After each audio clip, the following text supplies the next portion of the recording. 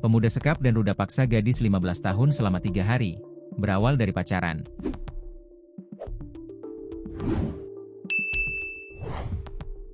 Nasib pilu menimpa seorang gadis di bawah umur yang menjadi korban penyekapan dan ruda paksa.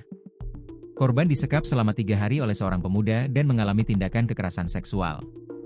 Kasus kekerasan ini berawal dari hubungan asmara pelaku dan korban.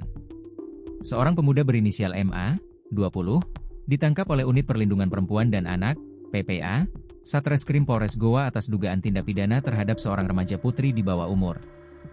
MA diduga telah membawa kabur, menyekap, dan melakukan tindakan kekerasan seksual terhadap korban berinisial NU, 15. Peristiwa ini terjadi di wilayah Kabupaten Goa dan membuat korban mengalami trauma mendalam.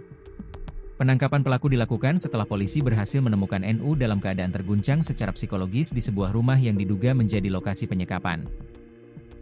Kasus ini terungkap setelah orang tua korban melaporkan kehilangan anaknya karena tak kunjung pulang ke rumah. Pencarian intensif pun dilakukan, hingga akhirnya korban berhasil ditemukan dan langsung mendapat pendampingan dari pihak berwenang. Setelah menerima laporan dari keluarga, polisi bergerak cepat.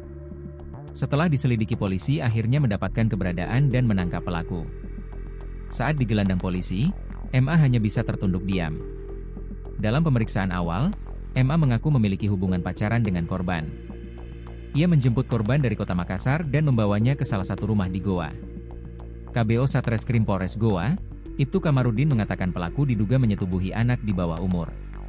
"Kita sudah terima laporan dan pelaku sudah kita tangkap," ujarnya di Mapolres Goa, Jalan Syamsuddin Tunru, Kecamatan Sombaopu, Kabupaten Goa, Senin, 28 Juli 2025, malam. Menurutnya, akan menindaklanjuti kasus tersebut. Motifnya masih didalami, jelasnya. Saat ini, pelaku telah ditahan dan diperiksa untuk proses hukum. Atas perbuatannya, pelaku disangkakan Undang-Undang Perlindungan Anak serta tindak pidana kekerasan seksual. Dengan ancaman hukuman maksimal 15 tahun penjara.